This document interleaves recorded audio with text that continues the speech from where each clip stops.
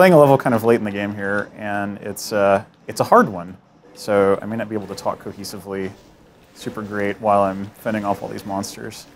So yeah, I played Doom back in the day when it came out.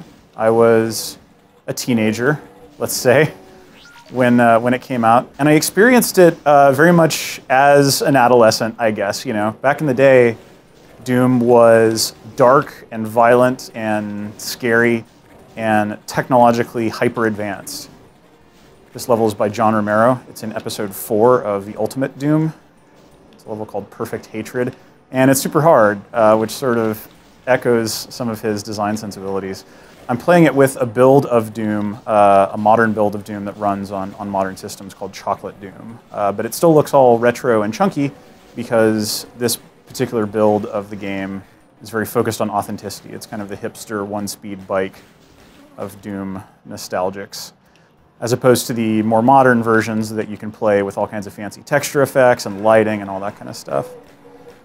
So yeah, talking about what Doom means to me, like I said, when I played it back in the day, I just played it just because it was kind of like the most awesome thing that was clearly aimed at adolescents such as myself. But of course it had more to it than that, you know, like it was a really excellently crafted piece of game design for its time.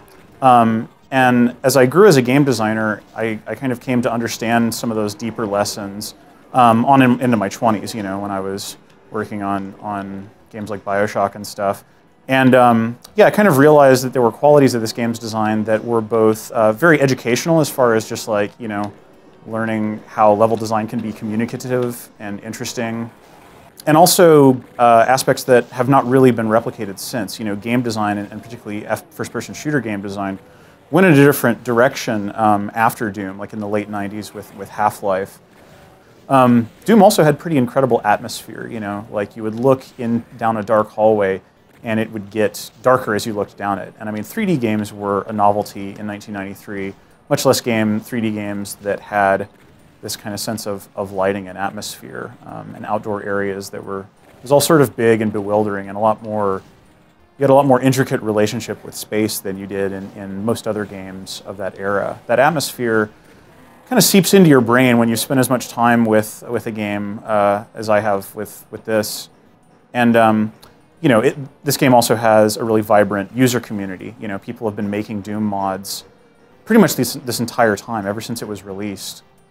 People have been making new user modifications and stuff that have extended on, that have built on this game, and kind of mined this atmosphere, this vibe that Doom has had still further.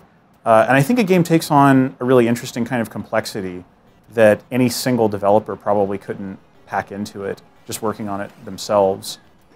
Another thing about Doom is that it was very much the product of a small team. You can look into this game and see, you know, distinctly the hand of all the different people who worked on it, because it had, you know, 2 artists, basically, two to 3 folks doing what would be considered game art nowadays, a couple of level designers, you know, and just people working on the design part of the game, and then, you know, some of those folks were also doing programming, you know, like John Romero did some of the gameplay code and the level editing tools, actually. And then John Carmack, of course, did the at the time, very amazing progressive game engine that made it possible to render all of these really elaborate and interesting environments.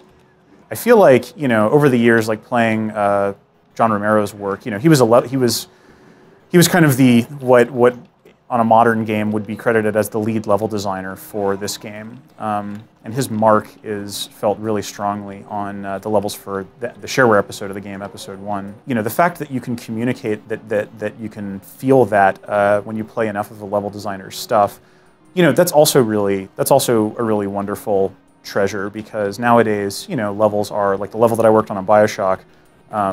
You know, a lot of other people, very talented people, played a part in that. You know, like artists made that level look beautiful, and other designers had turns on it, you know, shaping other parts of it while I was off doing other things. Whereas Doom, a level designer really can lay out an entire level in a day. You know, you can rough this thing out and then, you know, spend another few days, you know, making the lighting and texturing and scripting and stuff work well.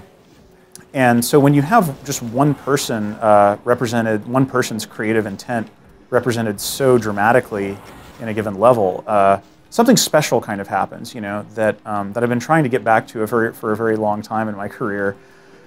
So I recently had the opportunity to go and play through this game with John Romero down in the South Bay. And that was really the experience of a lifetime because, you know, in addition to this just being a really important game for the industry and for the history of games, this was also a really important game to me as a game designer. I mean, yeah, it makes sense when you say that this was like the last level that you made because it's kind of putting together everything that you knew about how to get one up on the player. Yeah, because this was after Doom 2. Yeah, right. And Doom 2 had some really good level design in it. Yeah, a lot of vertical stuff. Like, we didn't do that much vertical in the first one, but Doom 2, like Map 26. Yep. Map 26 is really, I really like that one. Yeah, totally. Yeah, and you did Map 29, right? The Living End. The Living End, yeah. Yeah, this is kind of like a smaller scale version of that. Yeah. Because it's like very vertical and has like a big lake of lava and all that, yeah. Oh, geez. Not even real. Seriously? There's two of these guys? Are you playing on Ultraviolence? I must be. Yeah. That is rough. All right, yeah, you can kind of, Yeah, now we're You can cheese them. It's your level. Yeah. Have to. That is okay. Yeah, that's a good strategy. Oh, not. Oh my gosh! Wait, there's what three? Is happening? How is that possible? Well, at least here, you've got some room to maneuver. Yeah. Hell there yeah. you go. Okay. All right. And there's some more. Oh, this is where they came from. Oh, okay. Not Jeez. Cool. Yeah, this was really the first game where good trap design, like just so many. Well, that was the cool thing about this engine is it was really easy to build these things. Yeah. Like to build monster traps and all that stuff, where other engines, full 3D brushes moving around. Yeah, yeah. You're like, I just want to finish this hallway. Yep. You know, build another room on that with lighting and all the triggering. Ugh. Yeah. You know. Nah, I knew it. Oh, as soon as you hear that. Wow, two more of them. Jeez.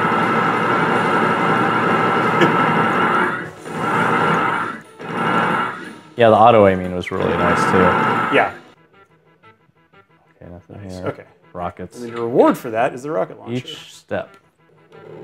Oh yeah, and this whole side area. Yeah. Let's see. I need that cell right there.